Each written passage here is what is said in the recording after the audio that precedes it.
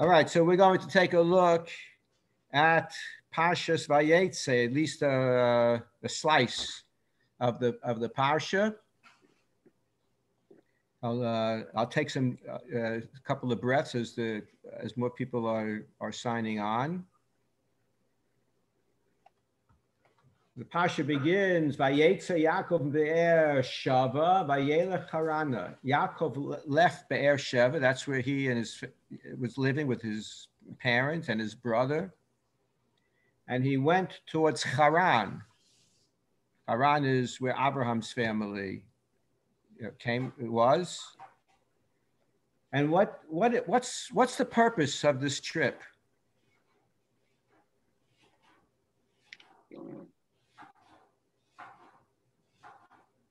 Purpose of the trip.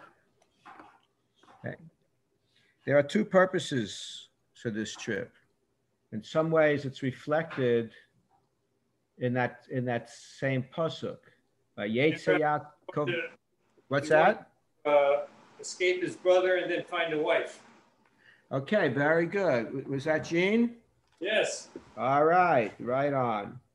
And so I'll read you the pasuk again, Gene. Maybe you could tell me which one applies to each of the two goals that you stated. VaYaitzai Yaakov Be'er Sheva. Jacob left Be'er Sheva. He went out of Be'er Sheva. VaYelech Harana, and he went to Haran.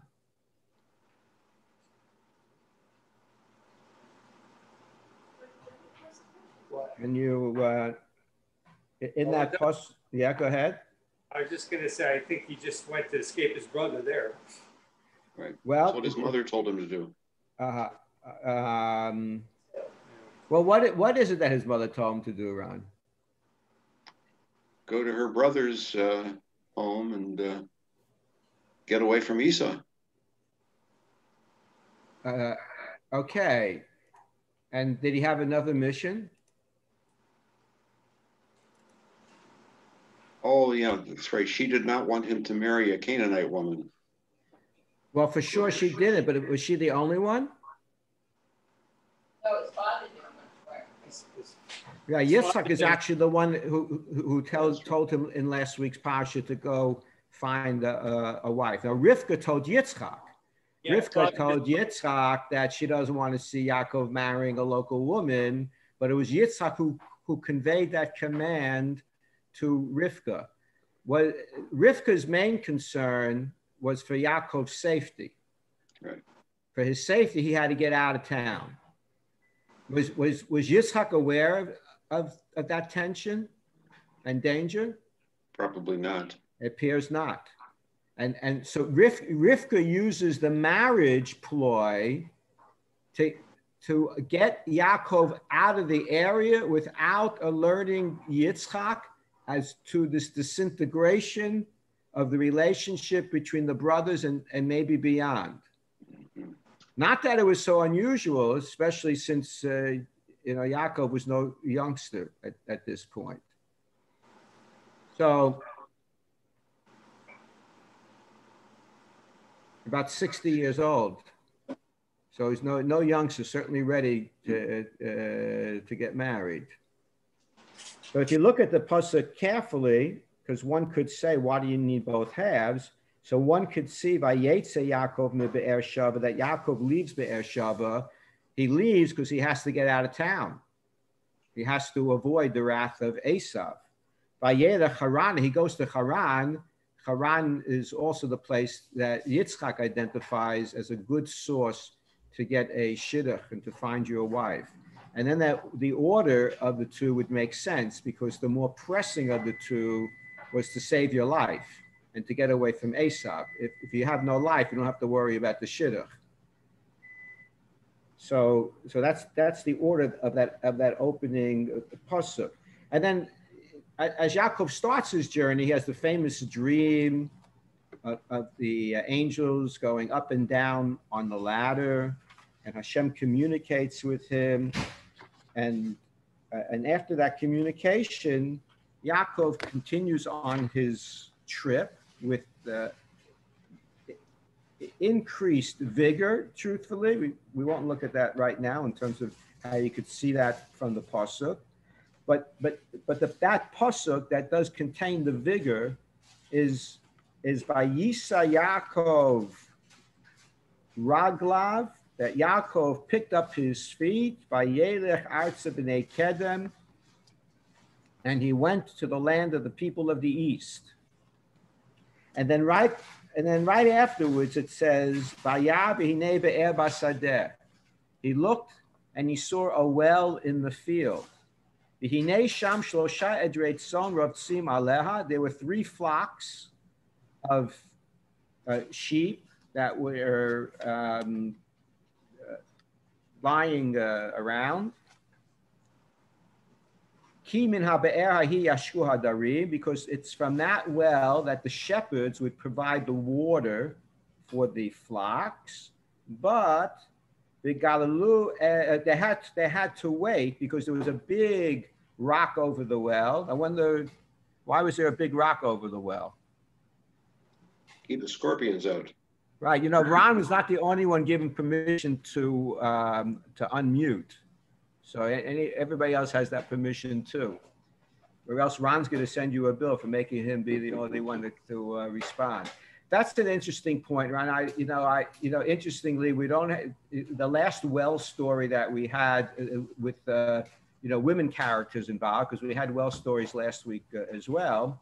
But when we had the story of Eliezer at the well looking for a bride for Yitzchak, there's no mention of needing to take a stone off of the well. I mean, it's possible.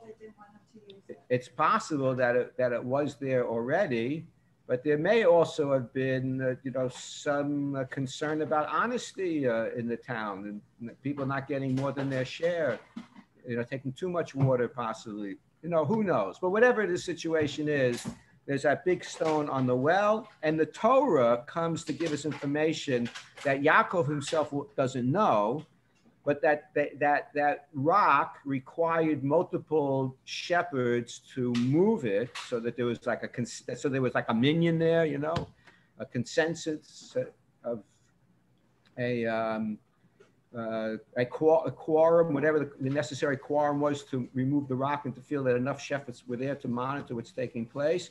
Once they had that amount, then they would take the rock off the well. Yaakov doesn't know that.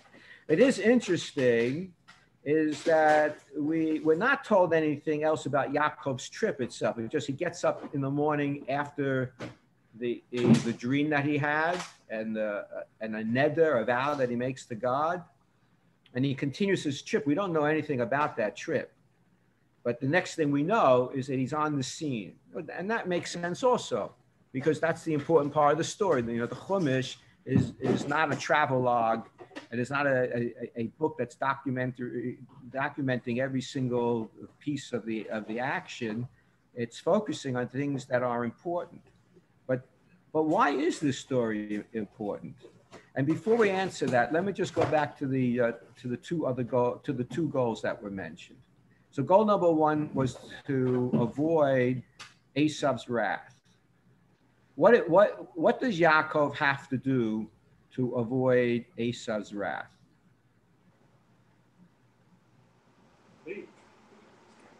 I heard somebody faintly say flee. Okay. Does he have to do anything else?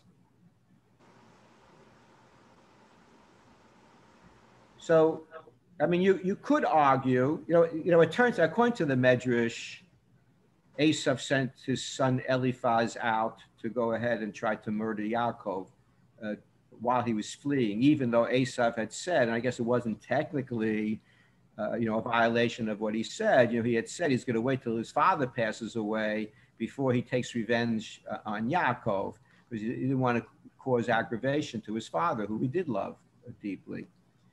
And so technically, Esav could still fulfill his pledge by having his son take over and to implement what Esav had in his mind. But Yaakov was able to avoid that situation, the Medrash tells us. But the fact that Eliphaz was sent out after Yaakov does mean that Yaakov, it was a big thing and a big piece of the picture to get out of town. but it didn't necessarily guarantee his safety. But the thing is that Yaakov was not really a warrior, a fighter. That might change only years later when he's preparing to come back and he has to wrestle with the angel. The angel seems to help him find his skills to fight effectively. But at this point in Yaakov's life, he's not a major wrestler or fighter or fencer or any of that stuff. But Rivka's intention was, and Rashi does interpret some of Lavan's talk to Yaakov specifically in the direction that Lavan is now in charge of Yaakov's physical safety. So he's going to be the protector. He accepts Yaakov's account that Rivka sent Yaakov to her brother, that her brother should protect him from the wrath of Esav. And Lavan tells Yaakov he accepts that role. So once Yaakov arrives at Lavan's house, so he sort of takes this item off his agenda. What's left on his agenda is to find a wife, right? So now, 2 weeks ago, Eliezer played a very, very active role at the well to find a bride. Now, even though Eliezer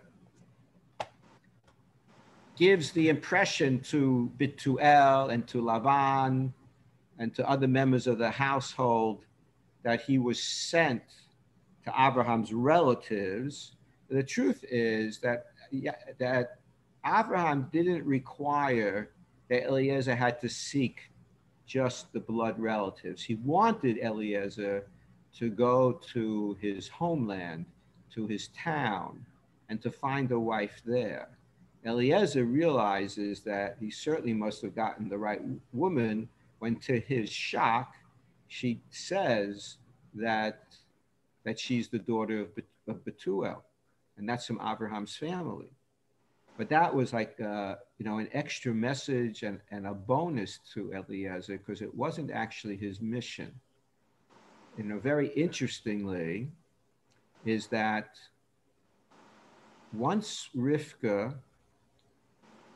finishes giving water to the camels, Eliezer gives the gifts. And then he asks her, Bat mi'at, who are you? Of whose daughter are you? And then he finds out. He didn't know before he gave these gifts, essentially an engagement gift. He didn't know that Rivka was related to Abraham. But when Eliezer tells the story over to Rivka's family, he says first that he asked her, who she was, and that he knew that she was from Abraham's family, and he gave her the jewels. So he changed it around a little bit to help seal the deal. But here, Yaakov is directed very specifically to go to Lavan. His mother tells him that clearly, that he has to go to Lavan. He's going to be the defender. So it's not the same. It's not the same situation. So to me, I'm really. It's not just me. I mean, I think Meforshim either directly ask the question or will imply the question by some of their remarks. Why do we need this story of the well by Yaakov? Yaakov knew he had to find Lavan. And also he wasn't commanded. I think let's just take a look at the language when Yitzchak sends him out. 1 second. So if you have a Chumash at the beginning of chapter 28, that Yitzchak summons Yaakov, he gives him a blessing, and he commands him, do not take a wife from the daughters of Canaan. Rather, get up and go to Padan Aram, the house of Betuel, the father of your mother, and find a wife there from the daughters of Laban. Okay, so he knows where he has to go. So why need the well? It's true that he meets Rachel for the first time at the well, but why do we need that story at the well if he knows he has to go to Lavan's house and he's told to marry one of Lavan's daughters? I'm taking a breathing break, and I'm going to let some of you respond to that. Why do we need the story of the well? To show compassion. He had compassion, just like Eliezer found Rivka. She had compassion for him. Okay, that's a great answer, and you realize in your answer that you've also given us a contrast. You see, 2 weeks ago, Rabbi Green asked me at the in like the Q&A afterwards. He asked me if I would, compare the two episodes at the well, the one where Eliezer is looking for the wife and meets Rivka, and this week's episode. And I responded, saying that it might be more of a contrast than it is a comparison. So Ron, you just pointed out. Well, let's I'm going to save my remarks for a moment, but you just pointed out, a very important feature, and Belina will come back to that. But Ron is saying that we learned something about Yaakov at the well, and that is important. Now, what else can we learn from the well story? So I want to share with you some remarks from the Malbim. Malbim passed away in the very late 1800s. He actually was invited to be the chief rabbi of New York City, and in his wisdom declined. And then I think the next candidate eventually would become RJJ, Rabbi Jacob Joseph. The yeshiva on the Lower East Side was named after him. So the Malbim really conveys like more of a Kabbalistic interpretation of the story of the well and the shepherds. By Eliezer's story, Rivka shows up almost immediately. In fact, as soon as Eliezer finishes his prayer to Hashem of, what he hopes to accomplish with God's blessings, the next thing he knows, there's Rivka. But here, Rachel comes really at the end of the story.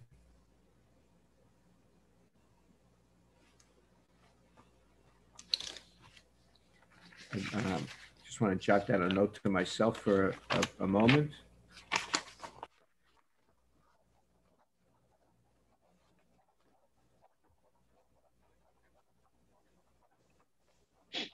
The Malbim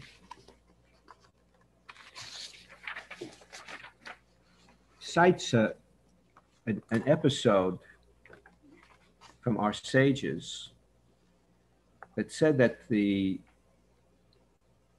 elders of the house of Atuna approached Rabbi Yehoshua, and they asked, if you have a well out in the field, how could you bring it in to the city? They weren't asking an engineering question. I guess especially in this day and age, it would be easy for us to say, dig a trench, put pipes in, and convey the water from the well into the city. Although the question itself really seems to be like how you move the well itself into the city, which we all know is not something that really can be done. So to take the question on the surface, it wouldn't lead too much. But Rabbi Yeshua does give them an answer. We'll have to understand his answer. Rabbi Yeshua says that you should make a rope out of bran. Like bran flakes? make a rope out of bran and use that rope to bring the well into the city. Also, obviously, on the literal sense, you can't drag a well. You could drag with a bucket, the apparatus that you put on a well to fetch the water, that you could drag into the city, but the well itself you can't drag into the city with a rope. So it's interesting about bran. I know we have at least a couple of health experts, on the line, but more or less, even though we do speak a lot about benefits of bran, it seems that bran, was more of an animal feed. The bran was separated. And even today, while we encourage people to eat bran, at least in the research that I did, that eating too much, if people eating too much bran can actually cause damage, it can cause obstructions in the bowels. So that bran, at least in this context of the story, is really representing something that's discarded, although I think using a definition of something that's good in small amounts, but too much could be dangerous, would also be very apropos to understanding this answer. So the Malbim says that God's influence and presence is also referred to as a Be'er Mayim Chayim, a living well. We find that in the Navi, it says, Oti azvu mikor mayim chayim. They left me. They deserted me. The source of living water. That's like a self-description of Hashem. And the Malbim says, the understanding of this story and this really like a parable is that when the Jewish people are in the land of Israel, so the presence of Hashem is with them, and that's considered to be like in the city.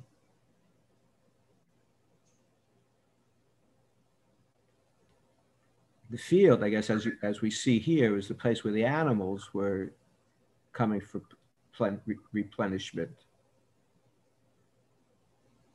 So the higher stage of, and I'm not trying to make a real estate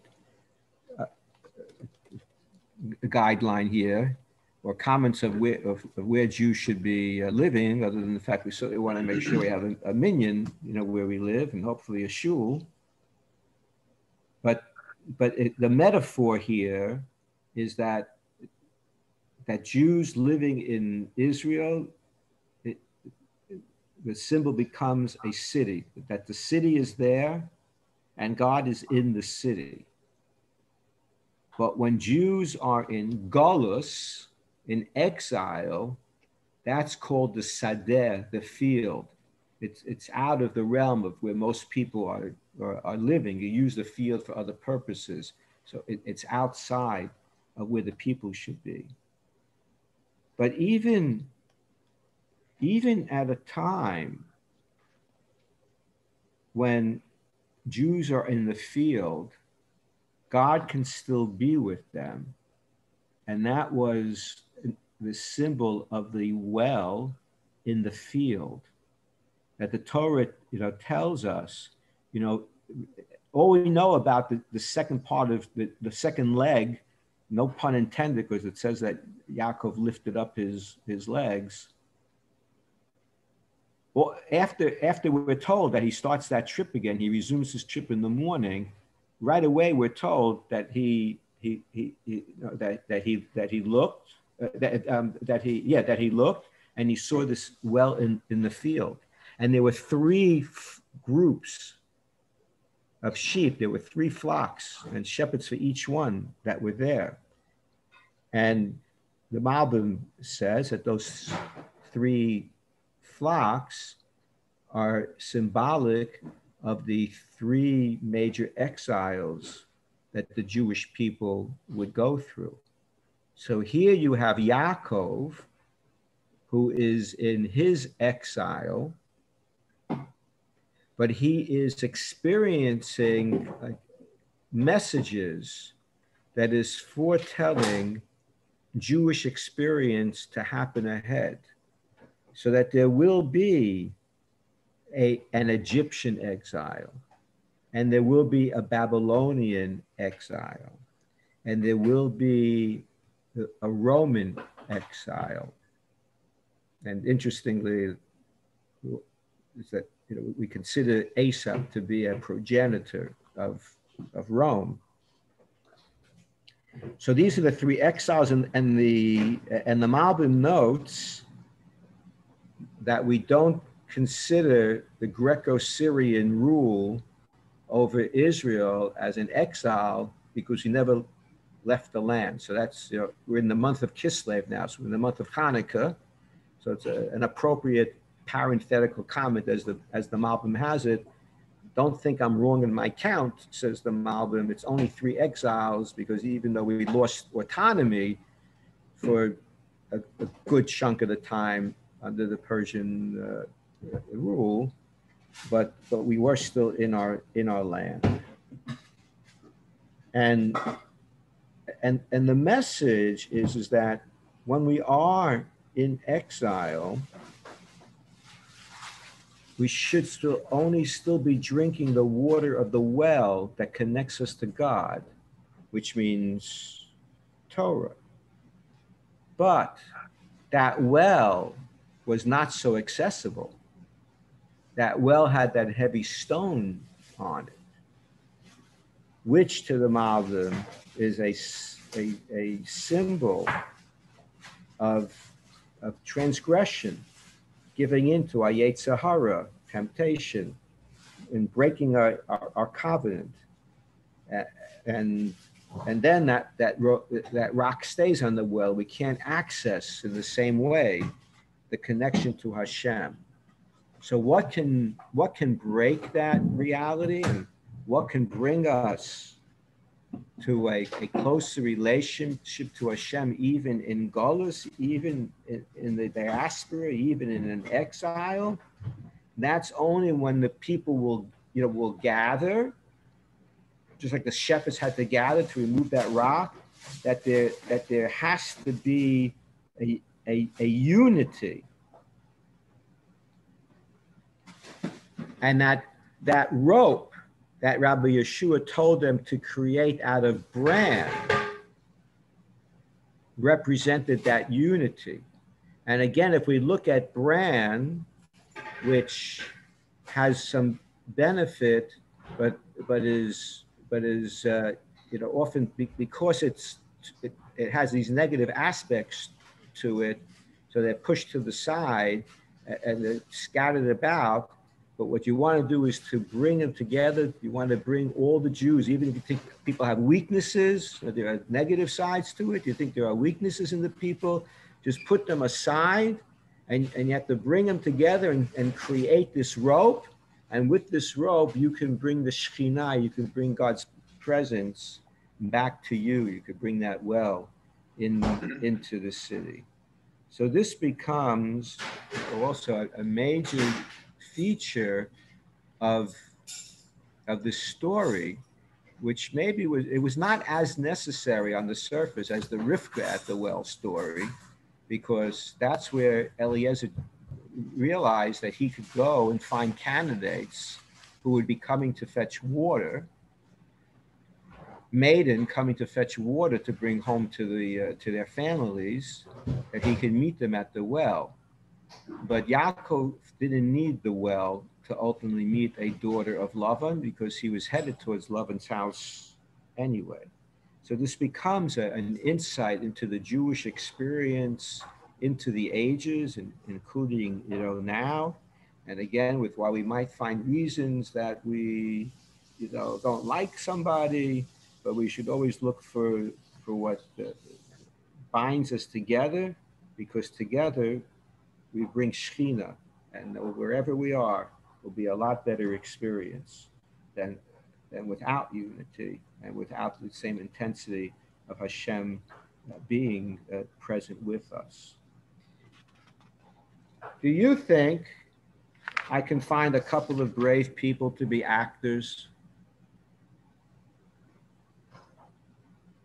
I need at least 2 actors. I might be able to do with one and I could be the other. It could be 2, you could even be on we're gonna have 2, quote unquote, 2 sides. I want somebody to play Yaakov and somebody to play at least one of the shepherds, maybe the spokesperson of the shepherds or the shepherds. So anybody want to volunteer? Who doesn't want to volunteer? Who refuses to be volunteered? Who said me? I couldn't hear you, so I don't know if I could exclude you. I'll be Yaakov. Who wants to be the spokesperson for the volunteer? Rabbi Carpel, did I see your hand go up? No, huh? We can give a new resident of Century Village a pass this time. So I'll let you play an actor in a different way. Let's look at the flow of the conversation between Yaakov and the shepherds. And I just want to pick one of my convenient sources here. So here goes the conversation. Vayomer lehem Yaakov. Yaakov said to them, that means the shepherds, Achai me'ayin atem. My brothers, from where are you?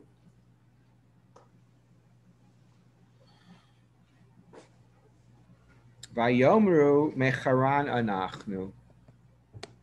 They said, we're from Haran. We're local people. What's anything novel here? Why ask a question? Why does Yaakov ask that question? Where are you from? You know, if you're walking the circle of Century Village and you meet somebody walking, are you going to say to them, do you live in Century Village? I mean, I don't know. Maybe some of if we're on a police patrol, maybe. But if you're just walking, I mean, we assume that people walking the circle in Century Village are from Century Village. Why does Yaakov ask that question? Don't know. Well, Rabbi, if they knew Laban, then if they were from Haran, then they would know Laban. Oh, okay, reasonable. Because we do know that Yaakov might not have their address. His GPS might not be functioning. Yeah, that's true. Okay, good. Anything else?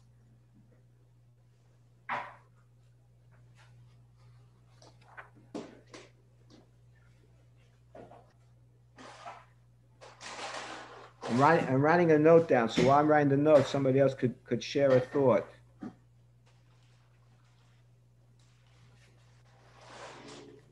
Although maybe he didn't know where he was. Mm-hmm. I mean, if he really, he thought he was still in. You mean that he wasn't sure if he really was in Haran? Right. Maybe he thought he was still in Canaan. Okay. Okay, good possibility. I'll share 2 others with you. One, it could have just been an icebreaker. And I think each of us have had an experience sometime of whether we talk about the weather or something else, we try to find something neutral that someone could say something about, right? And break the ice a little bit. So it could have been an icebreaker. The Malbim is more complimentary to Yaakov because ultimately, what's going to be Yaakov's message to the shepherds? Do you recall? He's going to be critical. because it's like the middle of the day, but it's not a time that shepherds should be hanging around doing nothing. They came here, even we call this a field, but it wasn't, certainly not prime grazing area. They came to get the water, but but nobody else is there. They don't have the quorum to get the water. So why'd they come so early? And they're hanging around, schmoozing. And Yaakov is upset about that. Yaakov's going to question them on it. So the Malbim says that Yaakov starts off by asking them if they're local, because he's being dan l'kaf. He's giving them the benefit of the doubt that maybe they're out of area shepherds who have made a very long trip to get here, and they're really exhausted and they need to rest a little bit. But if they're going to tell him they're local from Haran, then he's going to suspect that they're just lazy or wasting their employer's money. So there's an aspect of dan l'kaf schut, although, and we could argue this point a little bit. You see that the Torah sort of sets this up as telling us that that this field that had the well in it and these 3 flocks and the shepherds, that they were waiting until enough shepherds would gather to take that stone off the well. So the Torah seems to be telling us that this is a protocol, but still maybe these shepherds came too early. But Yaakov is giving them the benefit of the doubt that they had another reason for being there, whether it's they had a long journey getting there, or maybe have a very long journey to get home, and but it'll be too late for them, so maybe they have to even sleep there. So he sort of gives them the benefit of the doubt. But Rav Soloveitchik did make a brief comment that ultimately, Yaakov seems to disprove the shepherd's theory that they need more people to move that stone off the well, as he himself moves it, just a lone person. But I don't know, if that's like breaking anything, because there was a lot of adrenaline flowing, and maybe there was special extra blessing from God at the time.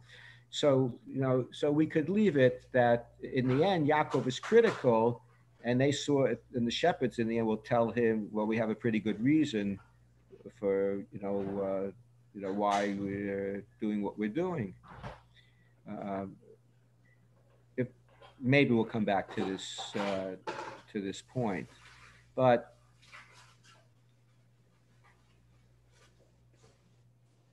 so we had, so this conversation.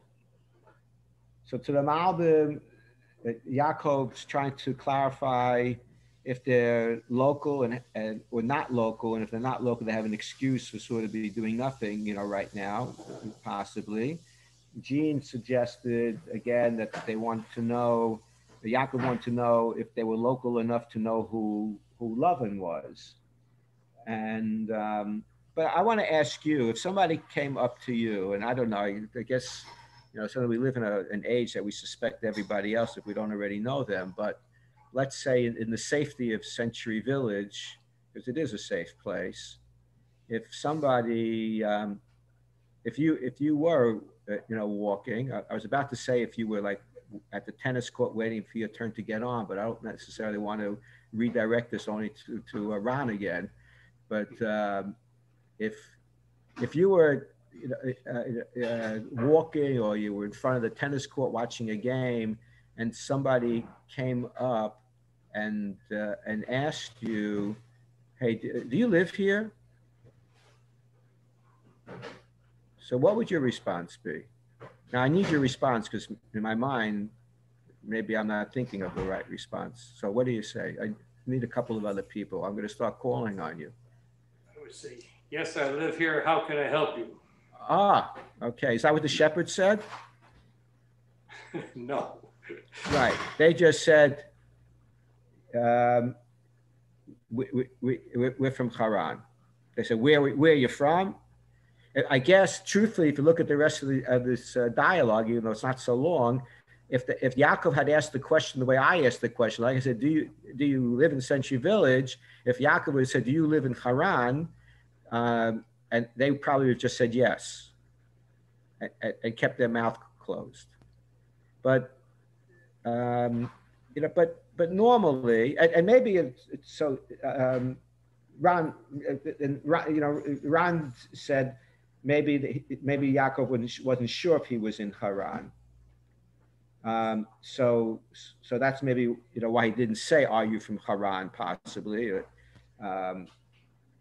But if you don't have that doubt that the people might not be here. Wait a minute. If someone said if someone said, do you live here in Century Village? And Gene said, yes, can I help you? So that's one response. Or another response could be, yeah, where are you from? Do you live here? You thinking of moving here or something? Like, if you want to engage in conversation, you can. But the shepherds are very cold. They're very succinct and very cold. So they say here, Mecharan anachnu, we're from Haran. And then Yaakov says, do you know Lavan, the son of Nachor? And they give in Hebrew a one-word answer. That's why I said they would have just said yes to the first question if it was reworded, Yadanu. So again, like if somebody said to you,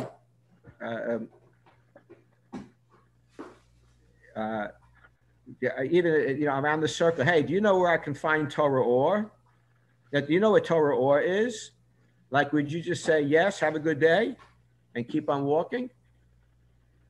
I mean, if they had some wires hanging out of their pocket, okay, I understand. Walk away and call the police. But again, it seems to be a pretty safe area.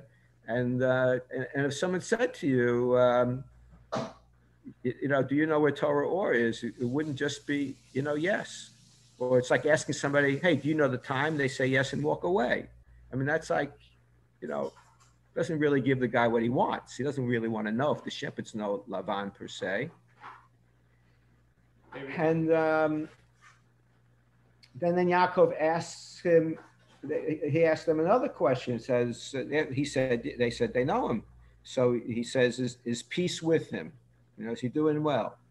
And they give a one-word answer again. They say shalom, but then it happens to be that Rachel is coming with sheep, and so the shepherds are nice enough to actually point out that this lady, young girl, happens to be Lavan's daughter. Well, maybe they couldn't answer all of his questions, so they said instead of asking me, go talk to his daughter. Fine, but I'm just saying you don't see if in the Hebrew or even in the English translation, you'll if we want to say Yaakov said, we could just say Vayomer Yaakov, but it says in Hebrew Vayomer Lahem Yaakov. Yaakov said to them. That word Lahem is not necessary. It could just be.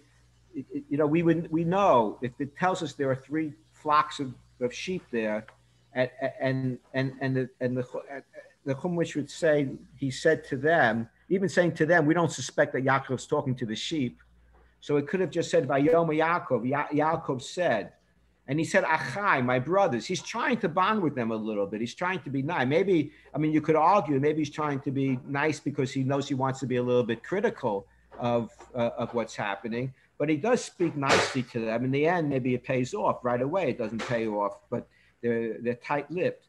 But it says to them. When they answer him, it just says Vayomru, they said. It doesn't say they say to him. So there is a certain coldness on the shepherd's part.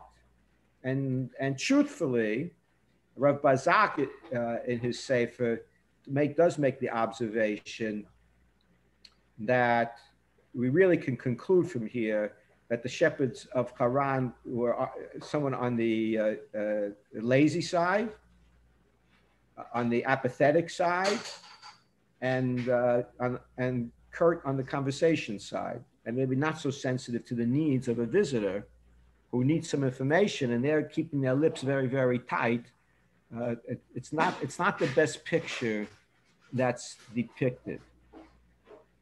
To the Malbim from this episode, we learned a lot about Jewish history to come before it even happened. And we learn about the need to be united, that Yaakov will become that force to create a Bnei Yisrael, a united nation of our people. And then we learn, well, two other things, and with that we'll conclude. I think it was Ron who mentioned before that we learn about Yaakov. Now, this is a contrast. Right? When Eliezer was at the well, the purpose was to learn about Rivka. But here, we're learning more about Yaakov.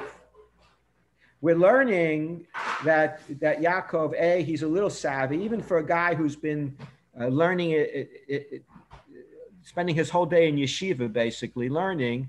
He understands social dynamics, and he's trying to bond with the shepherds.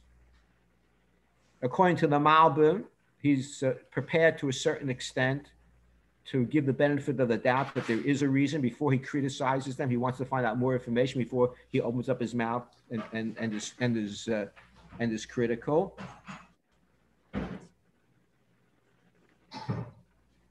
But we also see that he is quite willing to work. You know, Rivka is the one who gives water to Eliezer and the camels, but Yaakov in this story becomes the one who gives water to the sheep.